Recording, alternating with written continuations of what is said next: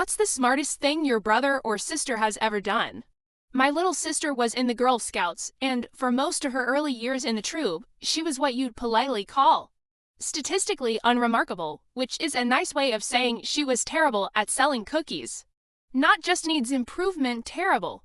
More like actively repels customers through sheer nervous energy terrible. Every cookie season followed the same depressing ritual. My mom would dress her up in her little green vest, carefully straighten the patches, and tried to hype her up like she was about to compete in the Olympics of baked goods.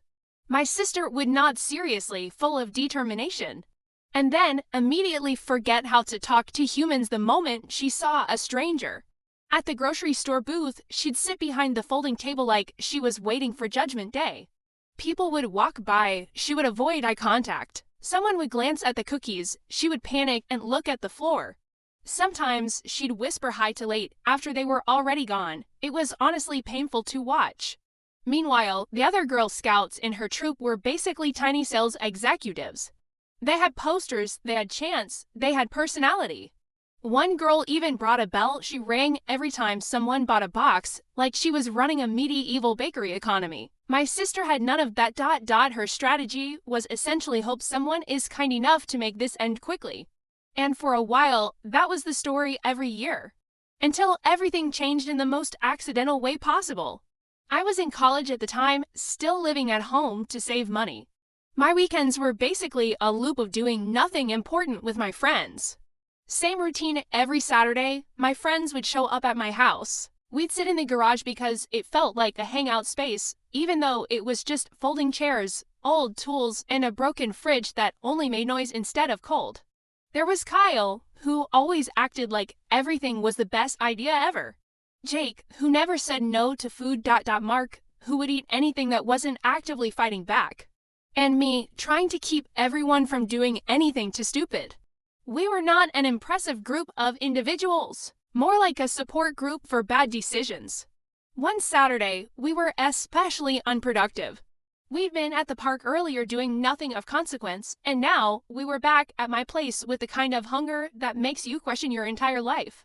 You know, that specific kind of hunger where suddenly old chips look gourmet, ketchup packets feel valuable, and you briefly consider cooking rice just to feel something. That was us. Eventually, we migrated into the kitchen like a pack of extremely unmotivated scavengers.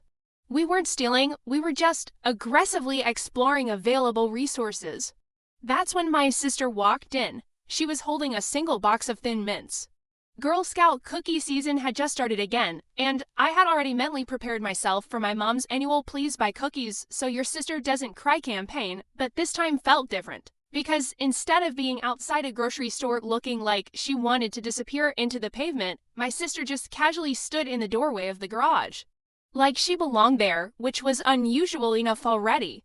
Kyle saw the box immediately, his head snapped up like a dog hearing a bag of food open. Wait, where did you get those? My sister blinked. They're mine.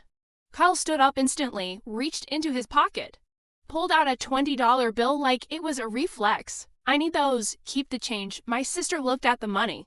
Then at the cookies. Then back at him. Wait. You want to buy them? Yes, like right now. Yes, for $20? Yes, a long pause.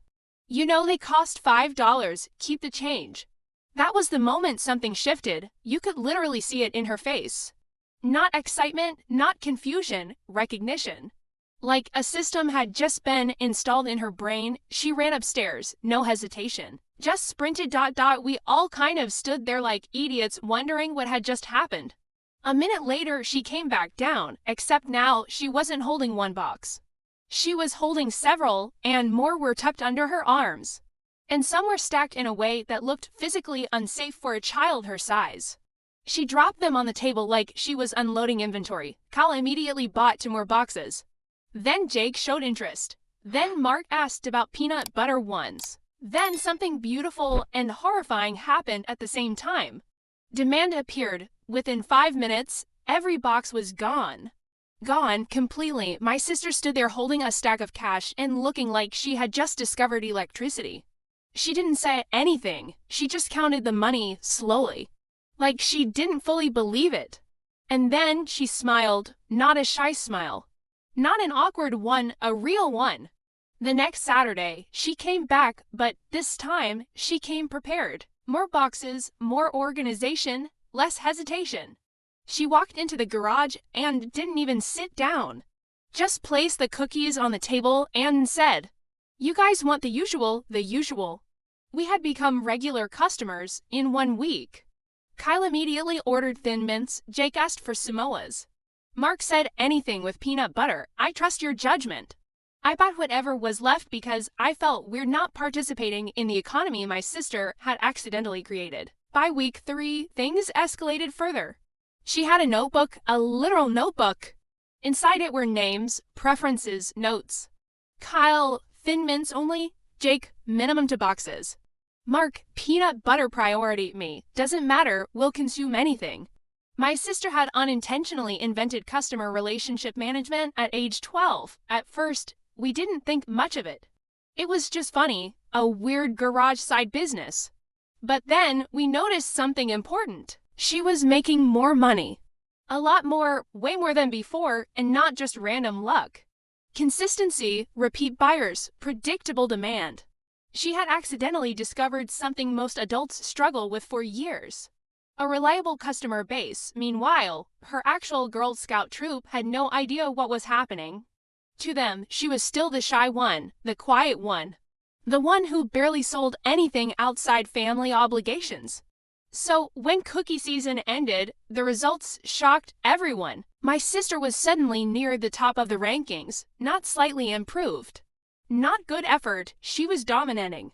Like, absurdly dominating. The troop leaders kept asking my mom what changed. Did she take a class? Did she get training? Did she develop confidence? My mom, completely proud and completely clueless, just said she finally found her rhythm.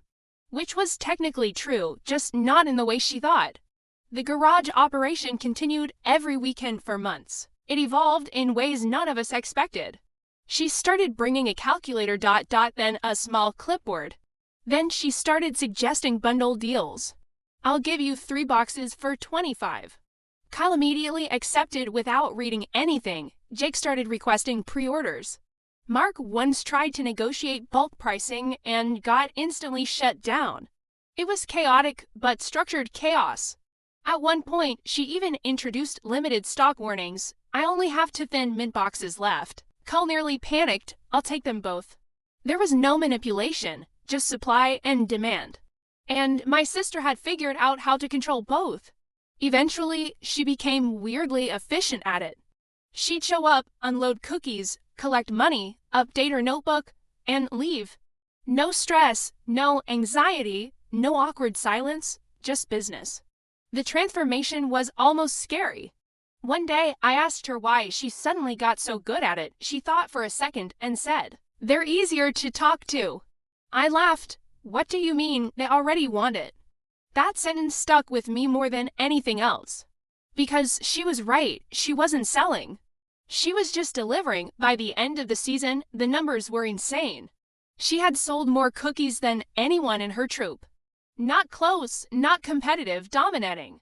The troop leader literally asked for her strategy presentation at the end of season meeting. She gave a 5-word answer. I brought them to my house. That was it. She won a Nintendo Switch. My mom cried, genuinely cried, because she thought her daughter had unlocked some kind of hidden business genius. Which, in a way, she had, just not the traditional kind. What nobody ever figured out was the truth. The entire system was powered by 4 broke college guys with no self-control and a dangerous appreciation for sugar. We were essentially an informal distribution network, a supply chain of stupidity. Years later, she still denies that we had anything to do with it. Whenever someone asks how she got so good at sales, she says, "I learned how to understand customers." Which sounds impressive and, honestly, kind of true. But the full version is, she learned how to identify a very specific niche market of hungry idiots and exploit it with surgical precision. Now she studies business in college. And she's actually good at it, like, genuinely good. Internships, marketing work, real strategies. Sometimes she even jokes about early product testing environments. Which is her polite way of referring to our garage. Kyle still swears she was the best salesperson he's ever met. Jake still asks if she has extra boxes whenever she visits. Mark still buys whatever she recommends without hesitation. And me? I just sit there remembering the exact moment a 12-year-old accidentally built a functioning microeconomy using cookies and college stupidity. Most people think business success comes from training, from confidence, from education. Sometimes it does. But sometimes it comes from a folding table, a nervous kid, and for extremely predictable customers who will buy anything if they're hungry enough.